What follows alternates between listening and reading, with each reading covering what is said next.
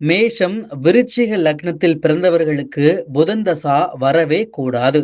தங்களது வாழ்நாளில் புதன் தசா வராத மேஷ, விருச்சிக லக்னக்காரர்கள் கொடுத்து வைத்தவர்கள். ஒருவேளை மேஷம், விருச்சிகம் லக்னத்தில் பிறந்தவர்களுக்கு புதன் தசா வந்துவிட்டது. மொத்தம் 17 ஆண்டுகள் என்ன செய்வது? புதன் தசா வருவதை நம்மால் தடுக்க முடியாது. ஆனால் அதனால் வரக்கூடிய பிரச்சனைகளை நம்மால் தப்பித்துக் கொள்ள முடியும்.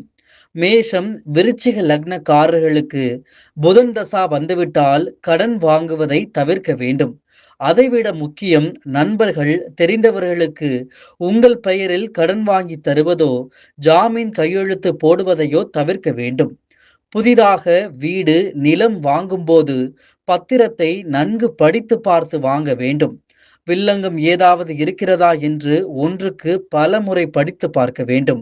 பங்குச்சந்தை, கிரிப்டோ கரன்சியில் முதலீடு செய்யவே கூடாது.